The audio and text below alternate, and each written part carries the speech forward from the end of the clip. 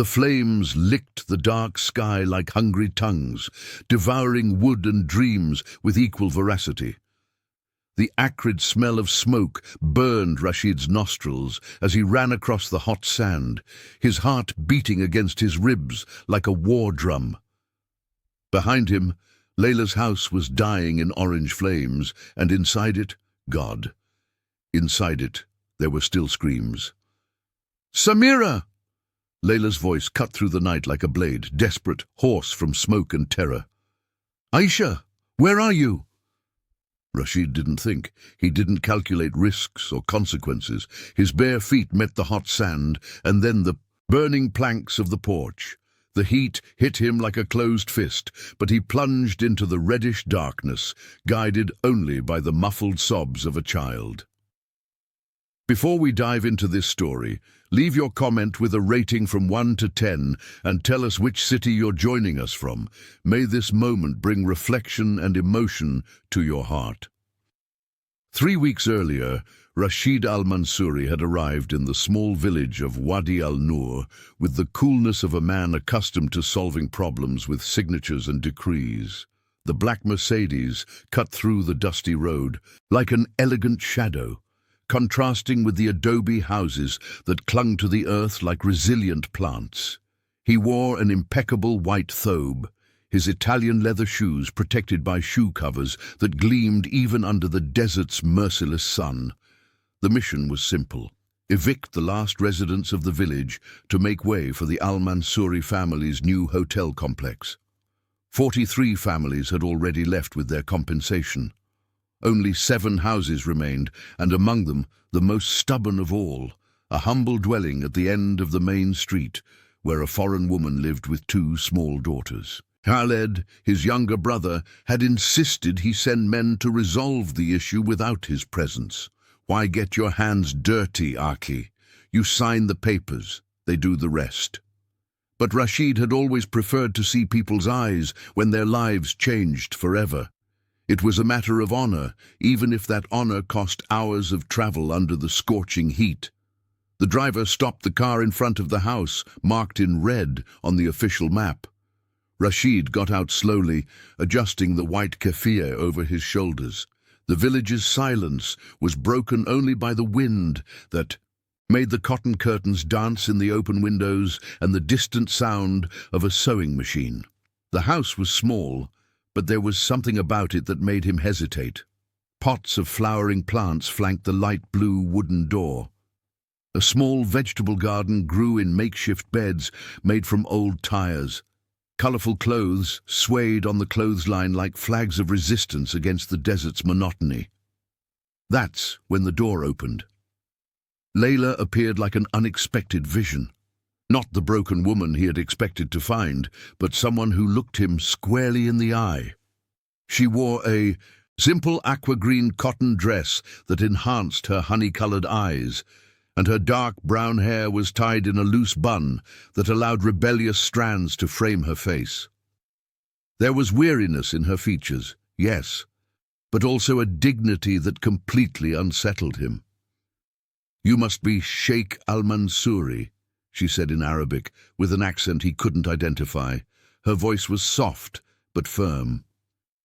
"We were expecting your visit." Waiting, as if she knew this moment would come, but wouldn't bow before it. "Madam!" Rashid searched for the name on the papers he carried, but she interrupted him. "Layla Qasim, and these are my daughters, Aisha and Samira." 2 girls appeared behind their mother like curious little shadows. The older one, Aisha, must have been about 8, and watched Rashid with big, serious eyes, as if she could read his thoughts. The younger one, Samira, couldn't have been more than 5, and held a crumpled paper in her chubby hands. "Mommy, is he the Starman?" Samira asked, holding out the paper to Rashid. It was a child's drawing made with crayons, showing a tall figure dressed in white under a sky full of golden stars. Rashid looked at the drawing, then at the girl, and something inside him stirred like dry sand touched by the first drop of rain. "Starman?" "She draws stories," Layla explained. her voice softening as she spoke of her daughter. "And you, well, you arrived from afar, like the stars come to our sky." He carefully folded the paper and put it in the inner pocket of his jacket. A simple gesture, but it made Samira smile for the first time since he arrived. "May I come in? There are some things we need to discuss." Layla nodded and stepped aside to let him pass. The house was even smaller inside than it looked from the outside, but every corner breathed care. Colorful cushions were arranged on a faded Persian rug. On the low table, mint tea was cooling in decorated glass cups and a tray with dried dates. The walls displayed more of the girls' drawings and framed photographs of places Rashid didn't recognize. "Please sit," Layla said, indicating the cushions. "I imagine you've come to talk about the house." Rashid remained standing, uncomfortable with the unexpected hospitality. He was used to meetings in air-conditioned offices, mahogany tables, and people who trembled in his presence. Here he was just a man too tall for the low ceiling, too formal for the welcoming simplicity. "The Al-Mansouri family has decided to accelerate the project timeline," he began, taking the documents from his leather briefcase. "Unfortunately, this means the relocation deadline has been reduced to 2 weeks. The words came out mechanical, rehearsed. He had uttered versions of that phrase dozens of times, but this time something in the way Aisha lowered her eyes and Samira clung to her mother's skirt made each word weigh heavier than usual. 2 weeks, Layla repeated with no apparent emotion. "And where do you suggest we go?" "There are fully furnished apartments available in Riyadh. The compensation will cover 6 months of rent, plus an additional amount for moving expenses." He held out the papers. "It's a very generous offer." Layla took the documents, but didn't open them. Instead, she looked out the window at the small, abandoned school across the street. "See that school?" Rashid followed her gaze. The building had been closed for years, its windows boarded up, but the structure was still solid. "Before coming here, I was a teacher," Layla continued. "In Damascus, I taught Arabic, literature to girls who dreamed of universities in Paris and London." Her voice carried a sweet and bitter nostalgia. "When I arrived here, I promised myself that one day I would reopen that school, that I would give the girls of this village what my own daughter lost when everything changed." She didn't say more, but Rashid felt the weight of what remained unsaid. Stories of war, of shattered families, of women who crossed deserts carrying children and dreams in equal measure. "In the city," he said, gentler now, "your daughters will have access to better schools, opportunities that don't exist here." "Opportunities," Layla smiled, but there was no joy in that smile. "You know what I've learned about opportunities, Sheikh Al-Mansouri. They mean nothing if you don't have roots to sustain them."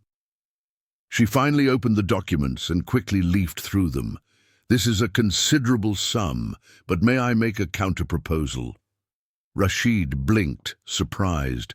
No one had ever made counter-proposals. People took the money and left, grateful or resentful, but they always left. "I'm listening." "Give me 6 months. 6 months to reopen the school, to show that this place can be more than empty houses, waiting for demolition.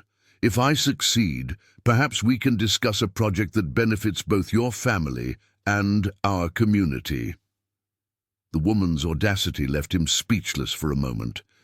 She was proposing a partnership with one of the kingdom's most powerful families, as if she had something to offer beyond her wounded dignity and 2 daughters who looked at him expectantly. "Madam Qasim," he began, but was interrupted by a knock at the door. "Rashid?" Khalid's voice cut through the tension of the moment. "Are you done in there? We have 3 more houses to deal with before nightfall."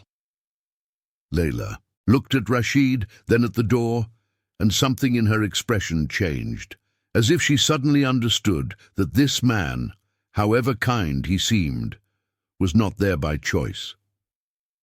"I'll sign the papers," she said softly.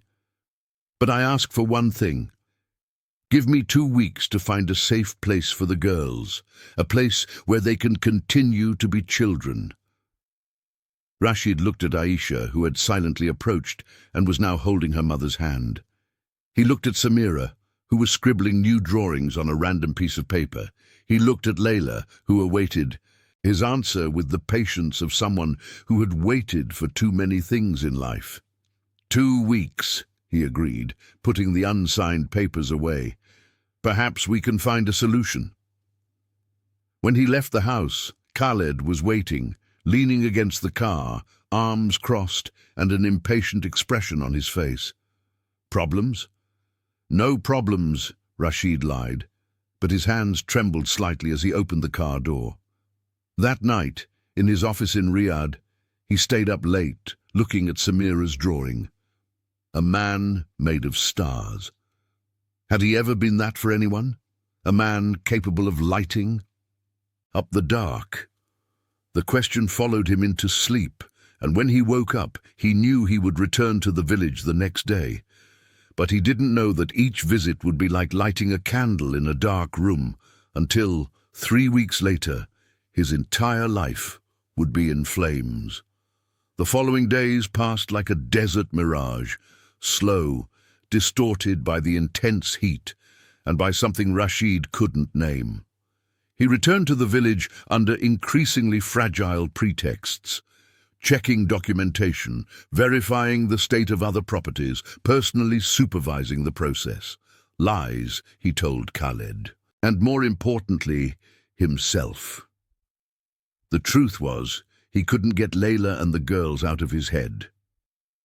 On his second visit, he found Aisha sitting alone in the shade of a date palm, leafing through a book that seemed too big for her small hands. The girl watched him approach with those serious eyes that seemed to carry ancient secrets. "What are you reading?" Rashid asked, squatting beside her. Aisha showed him the worn cover. "The Arabian Nights. Mummy said if I read all the tales, I'll learn to find magic in places where people only see sand." The child's casual wisdom hit him like a gentle punch to the chest. "And have you found any magic yet?"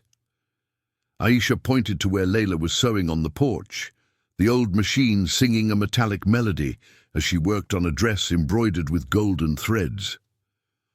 "Mummy turns pieces of cloth into stories people wear. Isn't that magic?" Rashid followed the girl's gaze and got lost in Layla's serene concentration. There was something hypnotic in the precision of her movements, in the way her fingers danced over the fabric, creating patterns that seemed to be born naturally from the fibers. She wore a simple light blue cotton dress, yet she radiated an elegance that none of the women in his social gatherings could achieve with their designer gowns. "Your mother is very talented," he murmured. "She teaches Samira to draw," Aisha continued, turning a page of the book. "And she teaches me about words. She says words are like seeds. If you plant them in the right heart, whole gardens can grow." Just then, Samira came running from the house, stumbling over her own feet in her haste to reach them.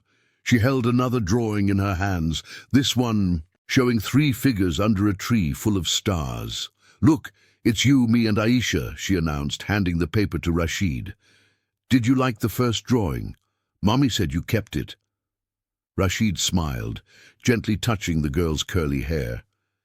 "Yes, I did. It was the prettiest gift I've received in a long time." "Why do you look sad when you smile?" Samira asked with the brutal honesty of children. The question caught him off guard. Rashid had always prided himself on his self-control, his ability to maintain a serene mask in any situation, but a 5-year-old girl had seen through it as if it were glass.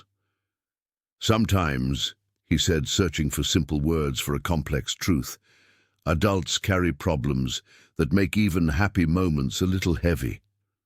"What kind of problems?" Rashid looked at the simple house, at the girls watching him with genuine interest, at Layla, who had stopped sewing and was now observing them from the porch. How to explain that his problem was precisely that for the first time in his life he had found something he didn't want to destroy, but that his family and business demanded exactly that. "Adult problems," he finally said. "Nothing for you to worry about." But Aisha, who had inherited her mother's ability to read between the lines, closed her book and looked him directly in the eyes. "You don't want us to leave." It wasn't a question. It was a statement, said with the simplicity of someone who hadn't yet learned that some truths must be hidden. Rashid felt the weight of Layla's gaze on him and slowly stood up. "I need to speak with your mother." Layla finished her sewing and put away the machine before inviting him in. This time, he accepted the tea she offered and sat on the colourful cushions, feeling less out of place than on his first visit. "Your daughters are special," he said, accepting the steaming cup of mint tea. "They are all I have," Layla replied, sitting across from him, "and all that's left of what I used to be. Tell me about Damascus." The invitation came unplanned, born of a genuine curiosity that surprised him. Layla hesitated, as if unaccustomed to sincere interest in her story. "It was a different life," she began, looking through the window as if she could see the past on the horizon. "I taught at a private school in the old city centre. I had a small house with a garden where I grew damask roses. Ahmed, my husband, worked as an engineer." Her voice carried the nostalgia of someone speaking of a country that only existed in memory. "When the war got too close, Ahmed said we needed to leave, just for a while, until things calmed down. We sold everything, took the girls, and came here, where he had found a job at a construction company." She paused, taking a deep breath. "He left us after 6 months, said he couldn't bear the burden of supporting us in a foreign country anymore." "I'm sorry," Rashid murmured, and for the first time in years, the expression was not just a social courtesy. "I was too," Layla said with a sad smile. "But I found out we're stronger than we imagine. I started sewing for families in the neighborhood, then for their acquaintances. People discovered I made embroideries like their grandmothers did, but with more refined techniques I learned at university." "University?" "I studied Arabic literature at the University of Damascus. It was my dream to teach girls who had never considered that their thoughts and dreams could turn into books, poems, stories." Her eyes shone with a passion that time had not been able to extinguish. "That's why the school is so important to me. It's not just a building. It's a chance to give the girls here what the war took from my Aisha." Rashid drank his tea in silence, processing the story.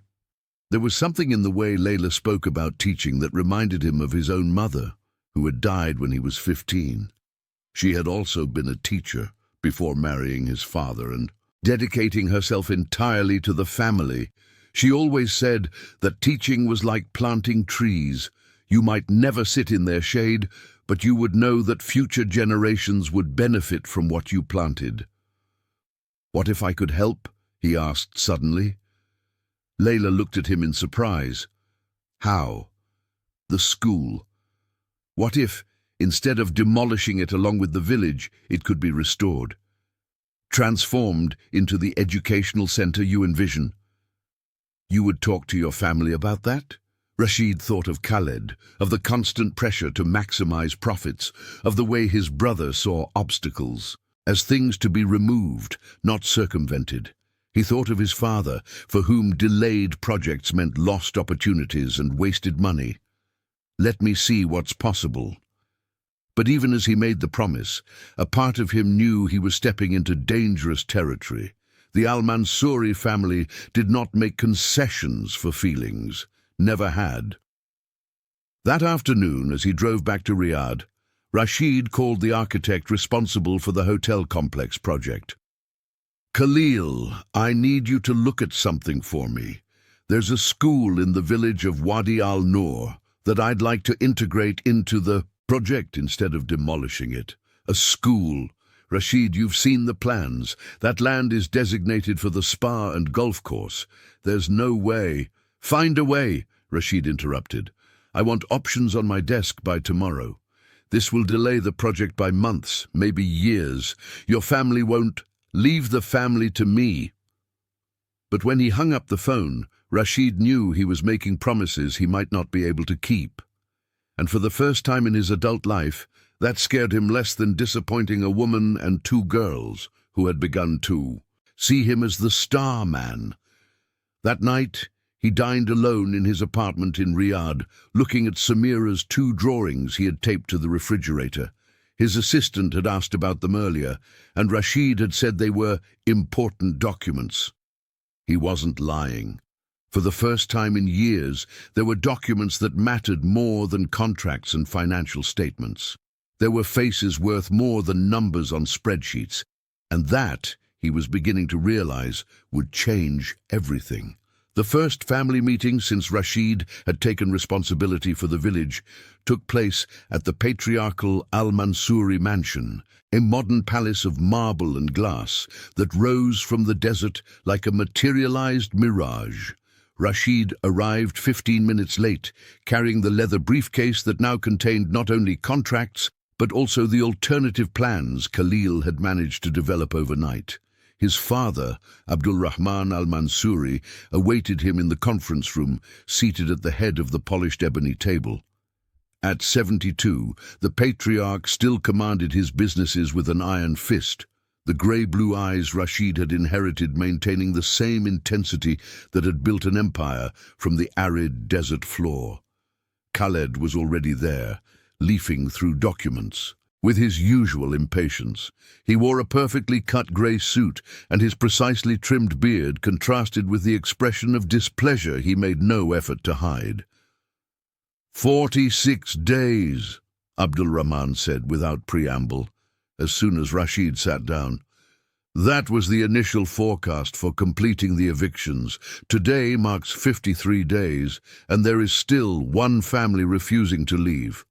Father, there are circumstances. What circumstances justify a week's delay on a 500 million rials project? Khaled leaned forward, his hands flat on the table. The international consortium is questioning our efficiency. 2 investors have already threatened to withdraw funding if they don't receive guarantees that we will meet deadlines. Rashid took a deep breath and opened his briefcase. Actually, I'd like to propose a modification to the original project. The silence that followed was heavy as molten lead. Abdul Rahman raised an eyebrow, an expression his sons had learned to fear since childhood. Modification. The village school, instead of demolishing it, we can integrate it into the complex as a cultural and educational center. Khalil worked all night and found that, with minor adjustments to the landscaping project, we can keep the structure and create a unique differentiator. Rashid spread the new plans on the table. The blueprints showed how the small school could be restored and expanded, transforming into the heart of a hotel complex that would offer not only luxury, but also authentic culture. Imagine, he continued, feeling his voice gain confidence, international guests who can attend Arabic literature classes, traditional craft workshops, music and poetry performances. It would be the first resort in the kingdom to offer real cultural immersion, not just simulacra for tourists. Khaled laughed, a dry sound like sand being trampled. And who would conduct these cultural activities? The local population can barely read. There's a teacher in the village, Syrian, with a degree in Arabic literature from the University of Damascus. She has experience and... Khaled's interruption was soft, but loaded with venomous understanding. Now I understand the delay. My brother has fallen for the refugee. Blood rushed to Rashid's face. It's not that. No. Khaled stood up, beginning to pace around the table like a predator circling its prey. Then why are you proposing multi-million-dollar changes to a project approved 2 years ago? Why are you defending a woman who doesn't even belong in this country? Because it's the right decision from a business perspective, Rashid lied, hating himself for not being able to admit the truth even to himself. Abdul Rahman, who had remained silent, finally spoke. His voice was low, but each word cut the air like a sharp blade. Rashid, you disappoint me. The words hit his son like a physical blow. Rashid had spent his entire life trying to win his father's approval, building his own reputation as a ruthless businessman to live up to the surname he carried. Father, if you analyze the numbers... The numbers? Abdul Rahman slowly stood up, authority emanating from every movement. The numbers say you are allowing a strange woman to interfere with decades of planning.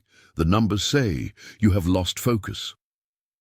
Perhaps, Khalid said, sitting back down with a smile that didn't reach his eyes. It's time for Rashid to take a few weeks off. I can take over the finalization of the Wadi al-Nur project. No. The answer came out louder than Rashid intended. I can handle this. You can? Abdul Rahman walked to the panoramic window that offered a view of the city, his hands clasped behind his back. Then tell me, son, what happened to the man who closed the deal with the Germans in an afternoon? What happened to the businessman who never allowed emotions to influence business decisions? Rashid looked at the plans spread on the table, at the possibility of preserving something beautiful instead of simply eradicating what hindered profit. He thought of Layla explaining how words were seeds, of Aisha reading about magic in places where others only saw sand, of Samira drawing stars because she believed he could be made of light. Perhaps, he said, his voice almost a whisper, that man realized that some things are worth more than money. Silence again filled the room, but this time Rashid felt he had crossed an invisible line. When he spoke again, Abdul Rahman did not turn from the window.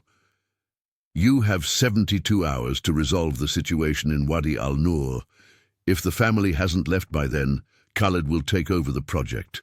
The patriarch's voice was cold as marble.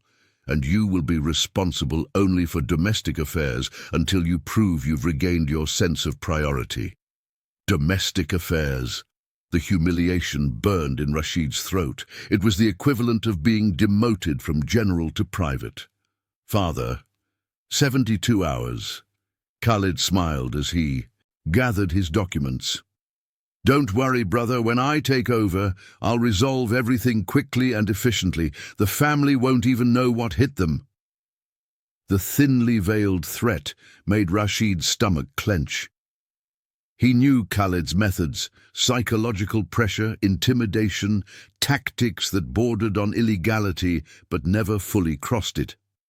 When he left the mansion, Rashid drove aimlessly through the streets of Riyadh, trying to process what had happened. For the first time in his adult life, he had openly defied paternal authority, and for the first time there was something he wanted to protect more than his own position. In the family, his phone rang. It was Khalil. Rashid, I heard about the meeting. I'm sorry. Can you speed up the alternative plans? Man, I don't know if you understood. Your father made it clear he wants the family removed, not integrated into the project. And your brother, well, Khaled reached out to me after you left. He wants me to completely forget the new plans. Rashid pulled the car over, feeling the world collapse around him. How much time do I have? If you're going to do something, it has to be now. Khaled said he's going to the village tomorrow with a security team. Apparently, the Al-Mansuri family's patience has run out. When he hung up, Rashid realized he was trembling, not from fear, but from a rage he had never felt before. Rage at having spent 42 years being the obedient son, the ruthless businessman, the man who never questioned if he was doing the right thing, but mostly rage at himself for taking so long to discover that some battles were worth losing. He started the car again and headed for the highway that led to Wadi al-Nur. If he had 72 hours to save Layla and the girls, he wouldn't waste a minute. What he didn't know was that Khaled didn't intend to wait 72 hours. And that very night, men with gallons of gasoline were already on their way to the village. Rashid arrived in Wadi al-Nur as the sun began to set, painting the desert with shades of gold and red that made the sand look like a sea of dormant embers. The village was quieter than usual. Even the children who used to play in the streets had retreated, as if sensing the tension that hung in the air, like electricity before a storm. He parked in front of Layla's house and spent a few minutes observing the domestic scene through the lit window. She was at the kitchen table, helping Aisha with what looked like homework, while Samira drew sitting on the floor. The normality of the moment contrasted violently with the urgency gnawing at his gut. When he knocked on the door, it was Samira who came to open it, her face lighting up with the smile that had become part of the best moments of his last few days. "Starman, you're back!" She threw herself into his arms with the absolute trust of children who haven't yet learned to doubt the world's kindness. Rashid lifted her, feeling the small, warm weight of the girl against his chest, and had to swallow the lump that formed in his throat. "Of course I'm back. I promised, didn't I?" Aisha appeared behind her sister, carrying the storybook. There was a new seriousness in her eyes, as if she had noticed something was different. "Mommy is worried," she said without preamble. "Strange people came here today, asked questions about you." Rashid's blood ran cold. "What kind of questions?" "If you came here often, if you talked a lot with Mommy, if—" Aisha hesitated, searching for words. "If you were really our friend." Layla appeared at the kitchen door, drying her hands on a dish towel. She wore a yellow dress that enhanced the gold of her skin, but there was tension in her shoulders and worry in her eyes. "Rashid." The way she said his name, not Sheikh al-Mansouri, but simply Rashid, made him realize how much had changed between them in recent weeks. "Come in, we need to talk." He put Samira down and followed Layla into the living room, where she had prepared tea as she always did, but this time the cups remained untouched on the tray. "Who came here today?" he asked. "Men in expensive suits with Riyadh accents. They said they represented your family and were verifying information about my relationship with you." Layla sat on the cushions, maintaining a greater distance than usual.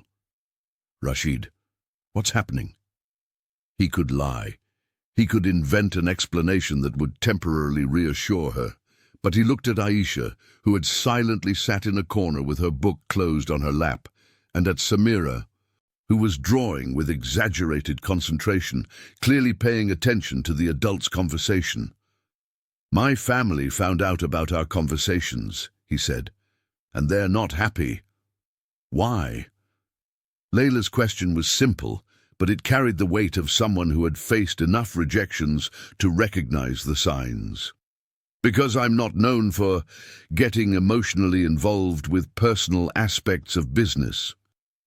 The words sounded cold, even to himself.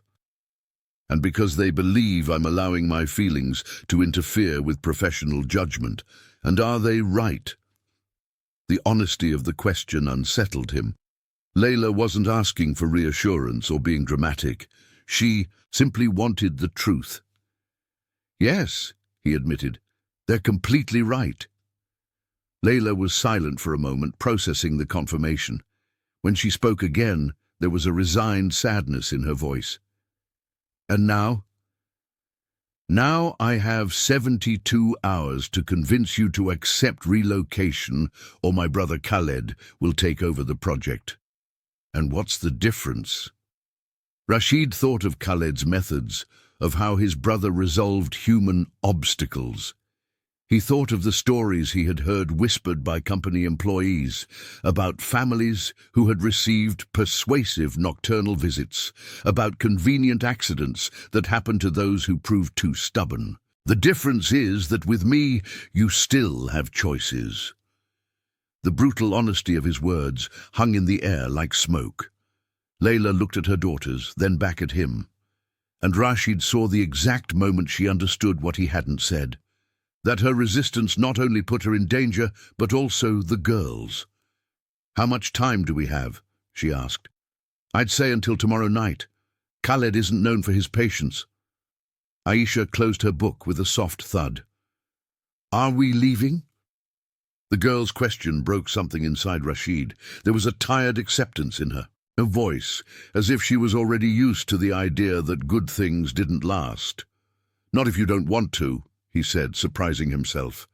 There are other options." Layla looked at him with renewed attention. "What options?" "I can get you out of here today. I have contacts, my own resources. I can ensure you have a good life elsewhere, away from my family's influence." "Running away?" "Protecting yourselves." Layla stood up and walked to the window, observing the abandoned school across the street. And the dream of the school, the educational project? That would be impossible, at least here. And you, what would happen to you if you helped us escape? The question caught him off guard. No one had ever worried about the consequences his choices would have for him. "I would lose everything, my position in the company, my relationship with my family, my fortune." He paused. "But I would gain something I never thought was important." "What?" "The ability to look myself in the mirror without feeling disgusted." Samira, who had stopped drawing to listen, got up and went to Rashid. She climbed onto his legs as she did with her mother's lap, forcing him to lean forward so as not to lose her. "Starman," she said with the seriousness of a child trying to solve adult problems, "you're sad again." "A little," he admitted. "Because of us." "No, little one, because of my family." "They're not nice?" Rashid looked at Layla, who had turned from the window to observe the interaction. There was something in her eyes he couldn't decipher. Not compassion, but something deeper. Understanding, perhaps. "They're not bad," he explained to Samira, "but sometimes they do things that hurt people to get what they want. Like Aisha's daddy." The observation hit Rashid like a punch. The simplicity with which Samira had drawn the parallel, men who hurt families to get what they wanted, showed that she understood more about the world than he would have liked. "Rashid," Layla said softly, sitting back down, "may I ask a personal question?" He nodded. "Why have you never married? A man in your position at your age?" The question was fair, but it touched a wound he rarely admitted existed. "Because I never found someone who made me want to be a better person than I am." The words came out before he could filter them, honest and raw. Layla blinked, clearly not expecting such a direct answer. "And now?" she asked, her voice almost a whisper. Rashid looked at her, then at the girls. Aisha watching with her wise eyes, Samira still nestled in his lap as if he were a safe harbor in a storm. He thought of all the decisions he had made in his 42 years, motivated by ambition, family, money, status, and he realized that, for the first time, he was faced with a choice motivated by something completely different. "Now," he said, "I've discovered that some people are worth any sacrifice." At that moment, as if fate wanted to test his determination, Rashid's phone rang. The name Khaled flashed on the screen. "Hello?" "Brother." Khaled's voice was strangely animated. "Change of plans. I won't wait until tomorrow. Tonight I'll resolve our problem in Wadi al-Nur." "Khaled, wait." But the line had already been cut. Rashid looked at the phone, then at Layla, who had paled. "We need to get out of here, now." That's when he smelled smoke in the air. The smell of smoke arrived slowly, mixed with the night wind that whispered between the houses. Rashid jumped up, knocking Samira from his lap, and ran to the window. Across the village, orange flames licked the dark sky, devouring one of the abandoned houses with a voracity that seemed almost alive. "My God," Layla murmured, appearing beside him. "It's the Mahmoud's house. They left last week." But Rashid knew that fire was not accidental.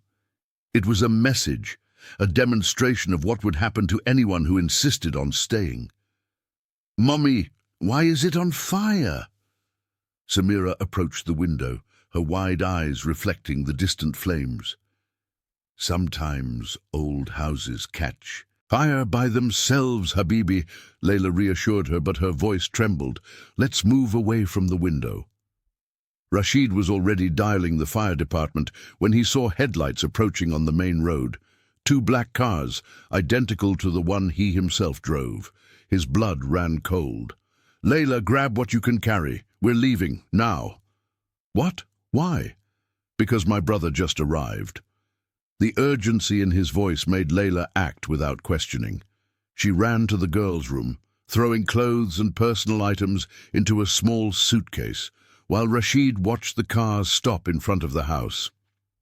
4 men got out, Khaled and 3 security guards Rashid recognized from the company offices. The front door opened without ceremony. Khaled entered as if he owned the place, followed by the men in suits who seemed to fill all the available space in the small living room. "Brother!" Khaled spread his arms in a gesture of false camaraderie. "What a coincidence to find you here, just when I came to resolve our little situation." Aisha hid behind Rashid, clutching the hem of his thobe with small, firm fists. Samira, more curious than scared, watched the strange men with scientific interest. "Khaled, you weren't supposed to come until tomorrow." "Oh, but there was a change of plans. Our international partners became very insistent about the deadlines."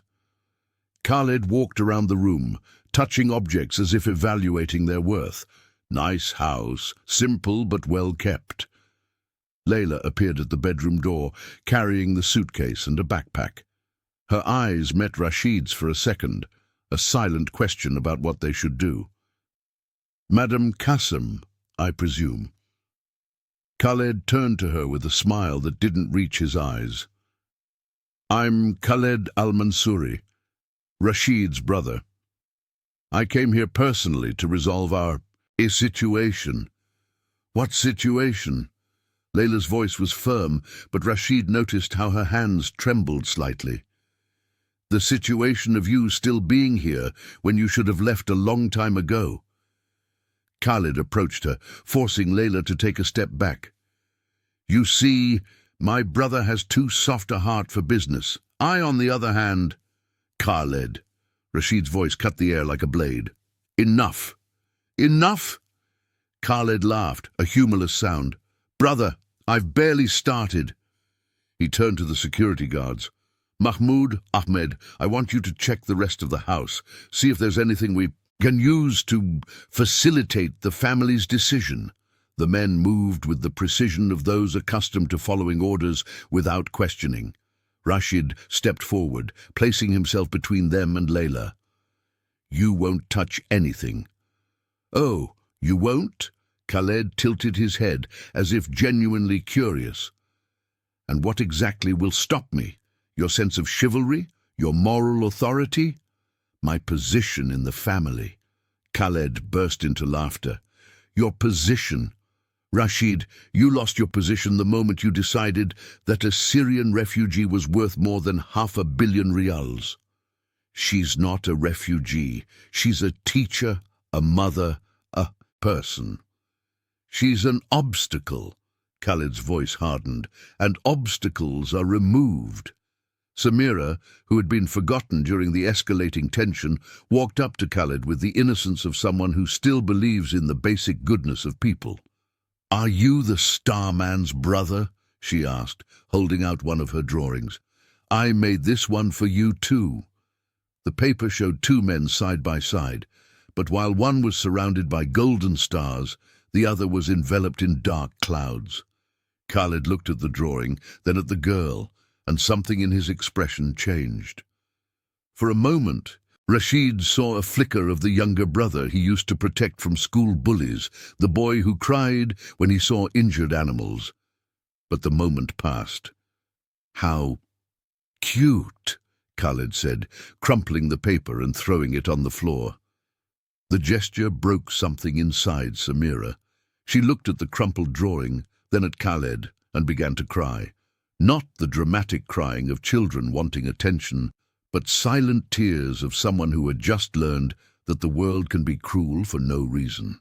Layla moved instinctively to comfort her daughter, but one of the security guards blocked her. Aisha stepped out from behind Rashid and took her sister's hand, whispering words of comfort in Arabic. "Impressive," Khaled murmured, observing the girls. "See how they protect each other? Like their mother? It would be a shame if something happened to this family unit." The thinly veiled threat made Rashid's blood boil. "If you touch them, me, I won't touch anyone." Khaled walked to the window, contemplating the flames still dancing in the distance. But accidents happen, fires spread, especially in old houses with poor electrical wiring. As if on cue, one of the security guards returned from the bedroom carrying a can of gasoline that Rashid knew hadn't been there before. "Where did you get that?" "Mahmoud has always been prepared," Khaled said casually. "You never know when an old house might need maintenance." The smell of gasoline began to spread through the room as the man started pouring the liquid into the corners. Layla pulled the girls close to her, her eyes wide with horror. "You're crazy," she whispered. "No, Madam Qasim. We are practical." Khaled took a golden lighter from his pocket, making it dance between his fingers. "Rashid, last chance. Convince your friend to sign the papers and leave peacefully, or you're going to burn a house with 2 children inside." "Of course not. They'll leave first. After the house catches fire, they'll have no choice but to accept our generous relocation offer." Rashid looked around the small room, at Samira's drawings on the walls, at Aisha's books piled in a corner, at Layla's sewing machine that represented her only source of income. Everything would be destroyed in a matter of minutes. "Are you sure you want to do this?" he asked Khaled, his voice strangely calm. "Why, do you have a better proposal?"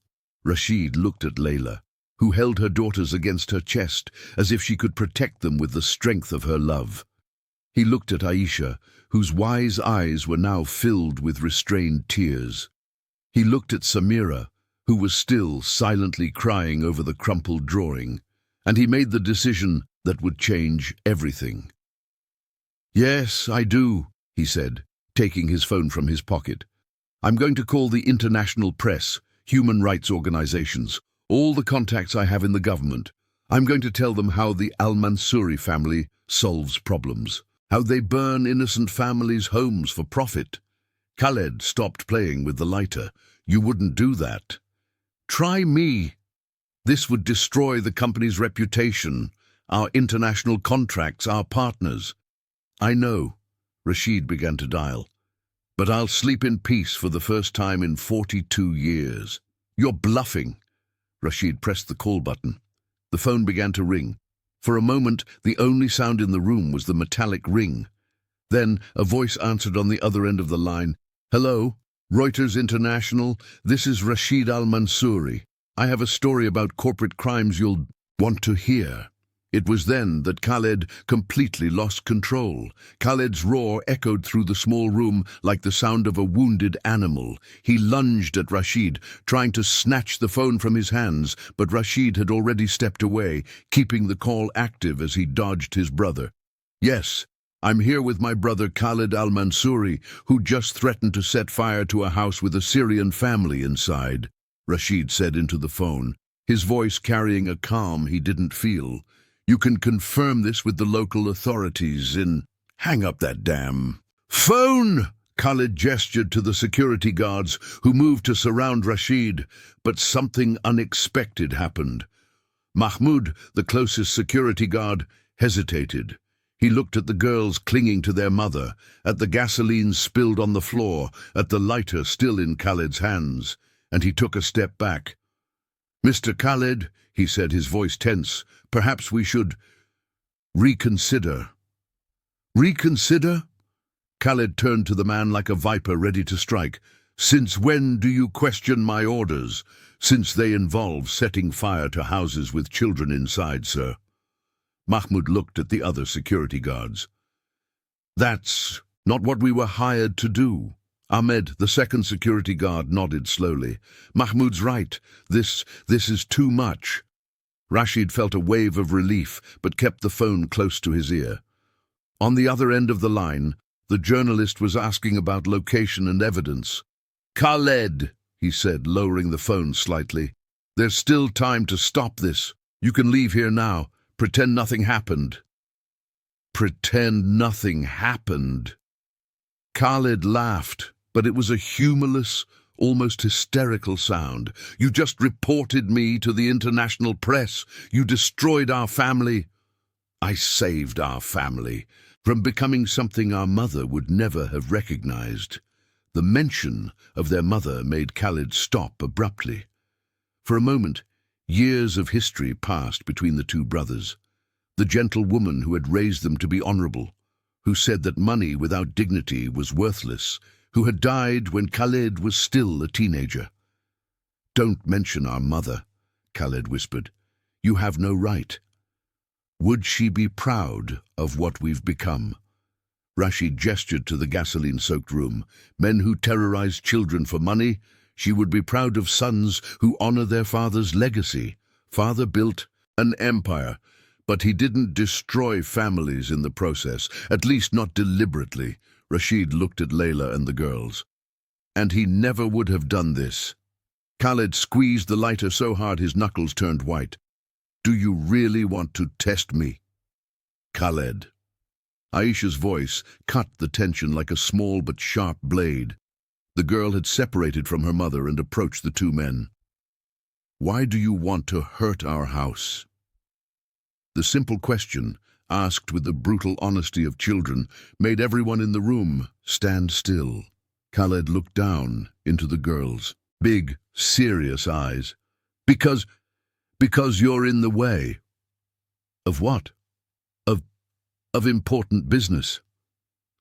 "More important than our house? More important than Samira's drawings?" Khaled looked at the crumpled drawing on the floor, then back at Aisha. For the first time since he had arrived, he seemed genuinely lost. It's not about importance. It's about money." "Can money buy us a new house?" "It can. But it can't buy you a new family if you hurt yours." The observation hit Khaled like a punch to the stomach. He looked at Rashid, then at the security guards, who were clearly no longer willing to follow blind orders, then back at the girl, who looked at him with compassion instead of fear. He began, but the words were lost. Layla approached slowly, as if dealing with a frightened animal. "Mr. Khaled," she said softly, "may I ask a question?" Khaled nodded, unable to speak. "Do you have children?" "No." "Have you ever wanted to?" The question caught him completely off guard. Khaled looked at her, then at the girls, and for the first time Rashid saw real vulnerability in his brother's eyes. "Sometimes," he admitted. "Then you understand that a mother would do anything to protect her children." "I understand. Just as a brother should protect his family, instead of destroying it." Layla's words hung in the air like incense. Khaled looked at Rashid, and for a moment they were just two boys who had lost their mother too early and their father emotionally too late. "Khaled," Rashid said softly, hanging up the phone, "it's not too late to choose to be the man our mother wanted you to be." Khaled looked at the lighter in his hands, then at the gasoline on the floor, then at the girls who watched him without hatred, only with sad curiosity. "If I stop this now," he said slowly, "what happens to the project?"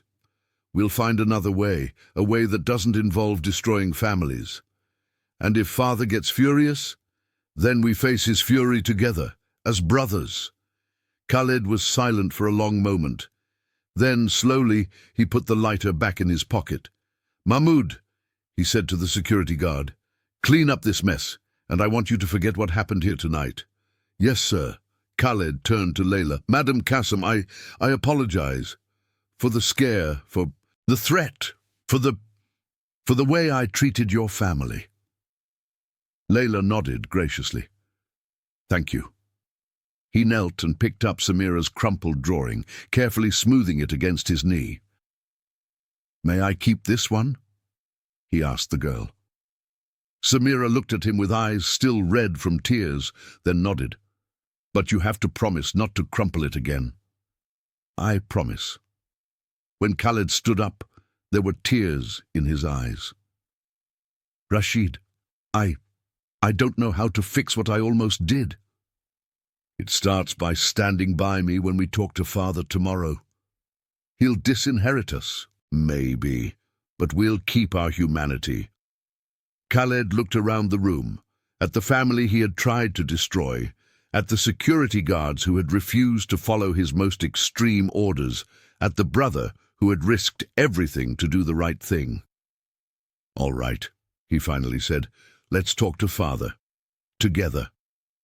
When the black cars finally departed, leaving only Rashid's Mercedes, Layla served tea for everyone on the porch.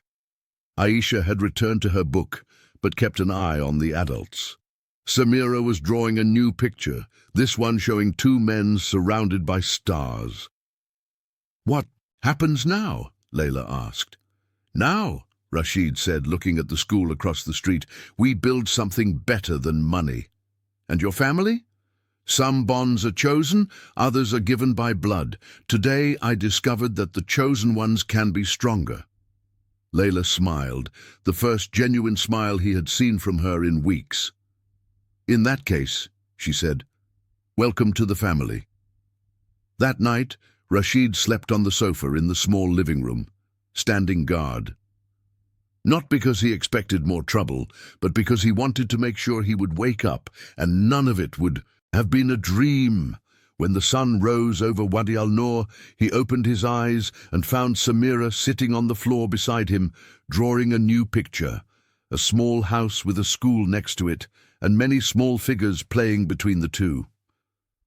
"Is that our new house?" he asked.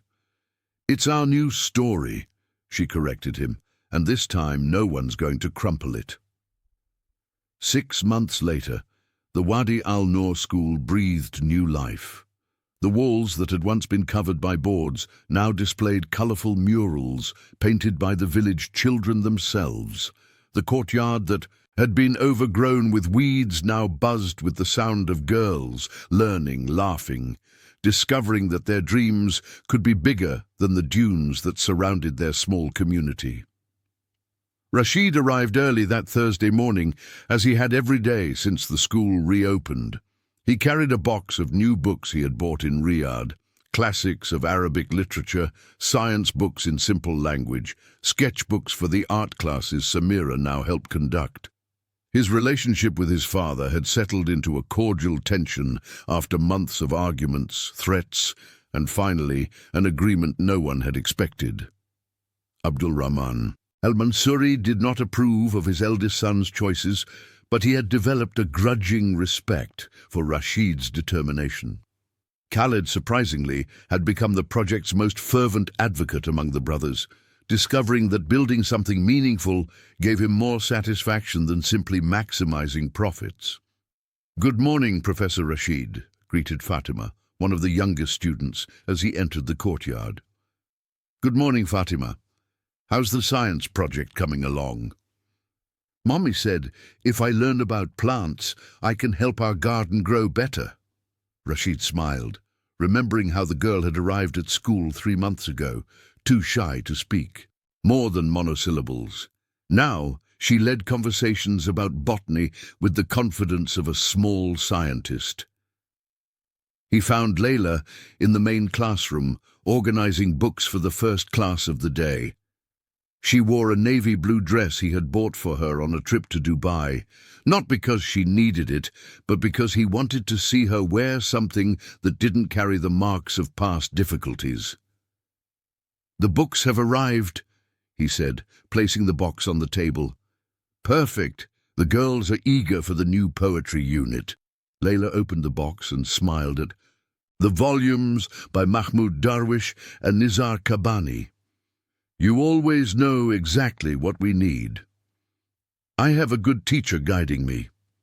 She approached him, adjusting the tie he had learned to wear less formally since he started spending more time at the school. There was a natural intimacy between them that had grown slowly, like a resilient plant finding its way through the sand. "Is Aisha doing well with her private English lessons?" he asked. "She's a sponge, absorbs everything."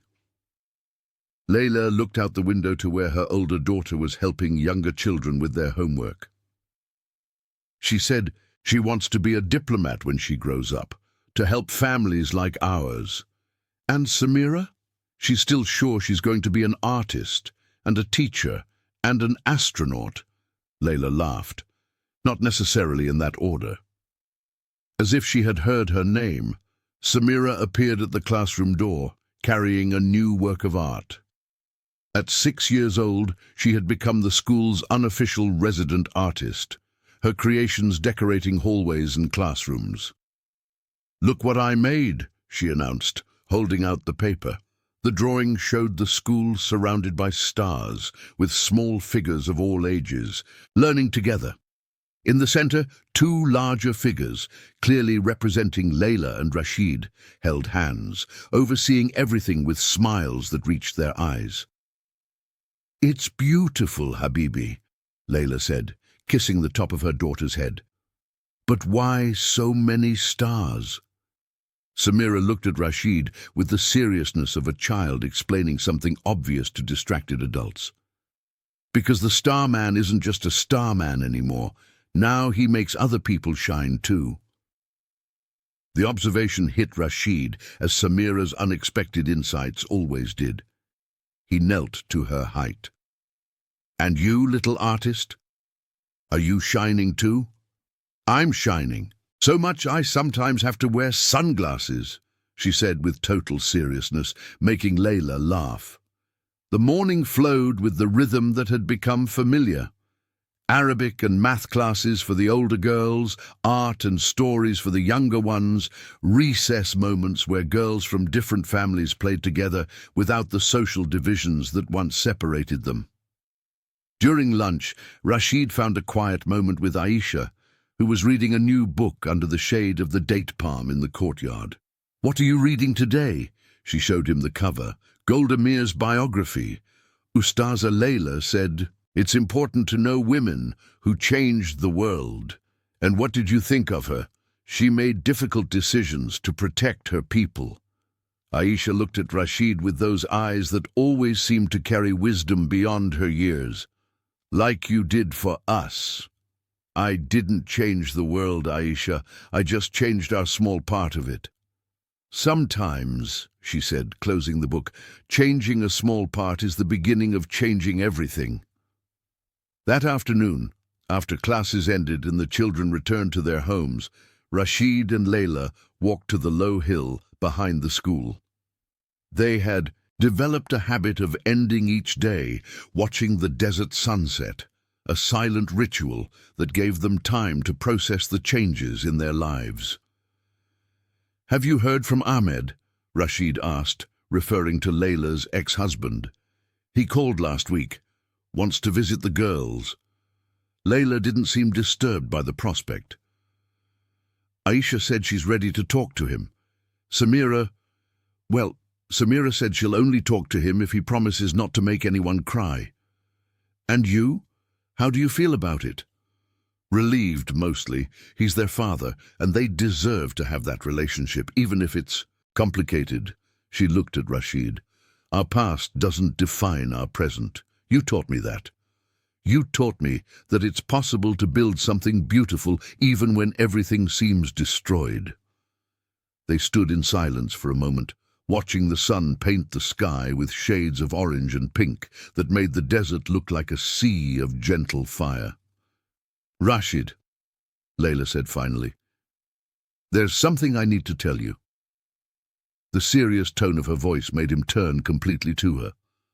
"What is it?" "I received an offer from the University of Riyadh. They want me to develop an education program for rural communities based on the model we created here." Rashid felt his heart race. "That's an incredible opportunity." "It is, but it would mean moving to the capital, leaving Wadi al-Nur, and leaving us?" Layla looked at him with an intensity that took his breath away. "That would depend on you." "On me?" "The offer includes a position for an administrative coordinator, someone with experience in business and project management." She smiled. "Someone who understands both numbers and dreams." Rashid understood what she was offering, a chance to build something even bigger together, to take what they had learned in Wadi al-Nur to other communities that needed it.